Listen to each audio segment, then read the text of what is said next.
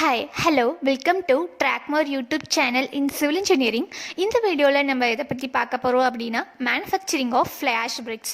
Fly ash பிரிக்ஸை எப்படி manufacture பண்ணுறாங்க அப்படிங்கிறது தான் இந்த வீடியோ மூலிமா பார்த்து தெரிஞ்சுக்க போகிறோம். அதுக்கு முன்னாடி நம்ம சேனலை ஃபஸ்ட் டைம் பார்க்குறீங்க அப்படின்னா மறக்காமல் சப்ஸ்கிரைப் பண்ணிவிடுங்க. சப்ஸ்கிரைப் பண்ணிவிட்டு பக்கத்தில் இருக்க பெல் ஐக்கன் ஆல்ரெடி இருக்க ஐக்கனை ப்ரெஸ் பண்ணிவிடுங்க. அப்போ தான் நான் போடுற வீடியோஸ்லாம் உங்கள் யூடியூப் இன்பாக்ஸில் நோட்டிஃபிகேஷனாக வந்து சேரும்.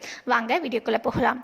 ஃபஸ்ட்டு ஃப்ளையாஷ் பிரிக்ஸ் தயாரிக்க என்னென்ன ரா மெட்டீரியல்ஸ், என்னென்ன மூலப்பொருட்கள் நமக்கு தேவை அப்படிங்கிறத பார்க்கலாம். ஃபஸ்ட்டு ஒரு தெர்மல் பிளான்ட்லேருந்து வரக்கூடிய கோல், கோல், நிலக்கரி, வேஸ்டான நிலக்கரியை தான் நம்ம வந்து ஒரு மெயின் ப்ராடக்டாக இன்க்ரீடியண்ட்டாக வந்து ஃப்ளையாஷ் பிரிக்ஸ் தயாரிக்க யூஸ் பண்ணுறோம். இது கூட சாண்ட் ப்ளஸ் லைம் ப்ளஸ் இல்லது சிமெண்ட் யூஸ் பண்ணிக்கலாம், இல்லை ஜிப்சம், இது கூட வாட்டர் ஆட் பண்ணிக்கிறாங்க. இல்லை அப்படின்னா வேஸ்டான கோல், குவாரி டஸ்ட்லேருந்து வரக்கூடிய டஸ்ட்டு ப்ளஸ்ஸு லைம் இல்லை சிமெண்ட், வாட்டர் ஆட் பண்ணி மிக்சர் பண்ணுறாங்க.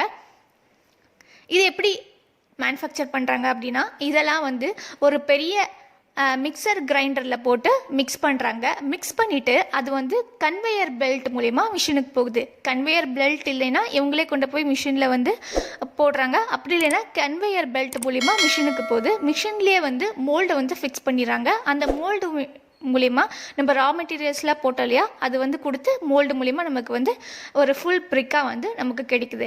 அப்போ அந்த பிரிக்கை என்ன பண்ணுறாங்க அப்படின்னா அந்த பிரிக்கை எடுத்து க்யூரிங் பண்ணுறாங்க. ஒரு 15 days வந்து க்யூரிங் பண்ணுறாங்க, தண்ணி ஊற்றுறாங்க, க்யூரிங் பண்ணுறாங்க. க்யூரிங் பண்ணிக்கிட்டு அந்த க்யூரிங் பண்ண பிரிக்கை ஒரு வாரம் இல்லை வந்து 10 days வந்து காய வைக்கிறாங்க.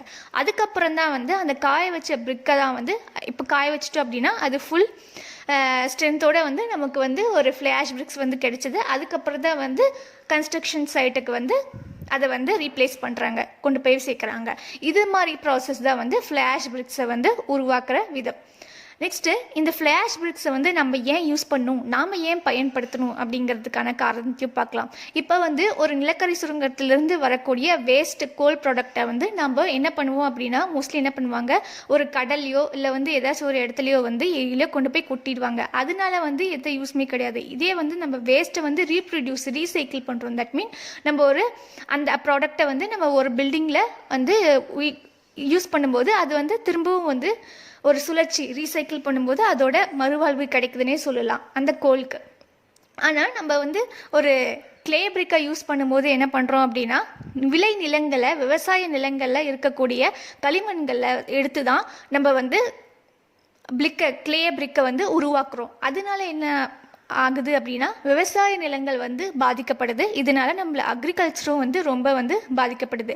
அப்போ அது மட்டும் இல்லாமல் நம்ம ஒரு மரத்தை வெட்டி தான் அந்த செங்கலை வந்து வேக வைக்கிறதுக்கு நம்ம ஒரு பெரிய பெரிய மரங்களை வெட்டி தான் வந்து அதை வந்து செங்கல் சூழியில் வேக வைக்கிறாங்க. அப்போ என்ன ஆகுது அப்படின்னா அந்த செங்கல் சூழியில் வேக வைக்கக்கூடிய புகையினால மாசு வந்து பாதிக்கப்படுது. சுற்றுச்சூழல் வந்து புகையினால பாதிக்கப்படுறது அந்த இடம் டோட்டல் சரௌண்டிங்கு.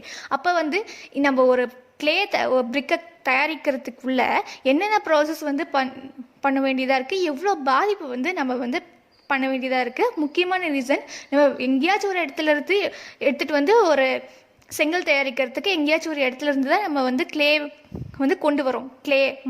களிமண்ணை வந்து கொண்டு வந்து பிரிக்கை வந்து தயாரிக்க போகிறோம். இப்போ அங்கேருந்து ஸ்டார்ட் பண்ணி ஹீட் பண்ணி அது வந்து மாசு ஹேர்லேருந்து புகையாக போகிற வரைக்கும் நம்மளோட ப்ரீத் பண்ணும், இன்ஹேல் பண்ணால் நமக்கு வந்து பாதிப்புகள் ஏற்படுது. இதெல்லாம் போக்கணும் அப்படிங்கிறனால தான் ரீப்ளேஸ் பண்ணுறதுக்காக ஒரு கிளே பிரிக்கை வந்து ரீப்ளேஸ் பண்ணணும், நம்ம விவசாய நிலங்களை காப்பாற்றணும் அப்படிங்கிறதுக்காக தான் கவர்மெண்ட்டே வந்து ஃப்ளையாஷ் பிரிக்ஸை வந்து ரெக்கமெண்ட் பண்ணுறாங்க.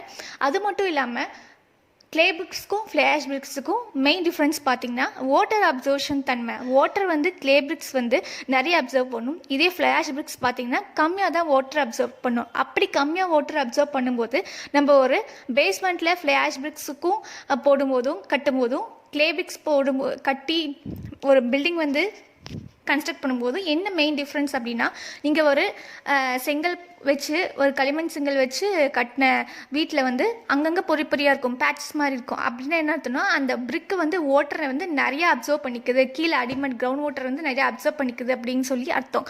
இதே வந்து ஃப்ளாஷ் பிரிக்ஸ் நீங்கள் போட்டிங்க அப்படின்னா அது வந்து வாட்டர் அப்சர்வ் பண்ணுற தன்மை வந்து கம்மியாக இருக்கும்.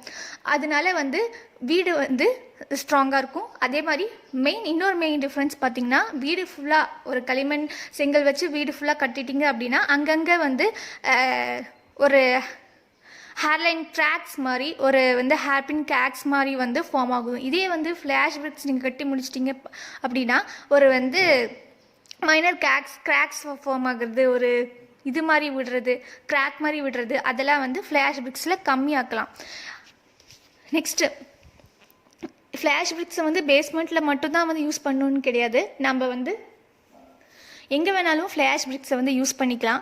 அதோட அட்வான்டேஜ் பார்த்திங்கன்னா ஹீட்டை வந்து ரெசிஸ்ட் பண்ணும், அப்சர்வ் பண்ணாது, ஹீட்டை வந்து ரெசிஸ்ட் பண்ணும். அப்போ வந்து நம்ம பில்டிங் கன்ஸ்ட்ரக்ட் பண்ணிட்டோம் அப்படின்னா அந்த பில்டிங் வந்து எப்போவுமே கூலாகவே இருக்கும். அது வந்து ஒரு மெயின் அட்வான்டேஜ் ஃப்ளாஷ் பிரிக்ஸை வந்து நம்ம வந்து இது பண்ணுறதுக்கு. அதே மாதிரி கிளே பிரிக்கை காட்டிலும் ஃப்ளாஷ் பிரிக்ஸோட ரேட் வந்து கம்மி தான். அதே மாதிரி நம்ம ஃப்ளாஷ் பிரிக்ஸ் யூஸ் பண்ணும்போது நம்ம சுற்றுச்சூழலை பாதுகாக்கிறோம், விவசாய நிலையங்களை நம்ம பாதுகாக்கிறோம். அதுக்காக தான் நம்ம ஃப்ளாஷ் பிரிக்ஸ் யூஸ் பண்ணணும்னு கவர்மெண்ட்டே வந்து நமக்கு ரெக்கமெண்ட் பண்ணுறாங்க. இந்த வீடியோ உங்களுக்கு யூஸ்ஃபுல்லாக இருந்திருக்கும்னு நினைக்கிறேன். மேலும் இந்த மாதிரி வீடியோஸ்லாம் நீங்கள் பார்க்கணும் அப்படின்னா ட்ராக்மோர் யூடியூப் சேனல் சிவில் இன்ஜினியரிங்கை லைக் பண்ணுங்கள், ஷேர் பண்ணுங்கள், மறக்காமல் சப்ஸ்கிரைப் பண்ணுங்கள். பக்கத்தில் இருக்க பெல் ஐக்கன் ஓலன் இருக்க ஐக்கனை ப்ரெஸ் பண்ணிவிடுங்க. அப்போ தான் நான் போடுற வீடியோஸில் உங்கள் யூடியூப் இன்பாக்ஸில் நோட்டிஃபிகேஷனாக வந்து சேரும். தேங்க்யூ ஃபார் வாட்சிங் and keep supporting our channel. Thank you.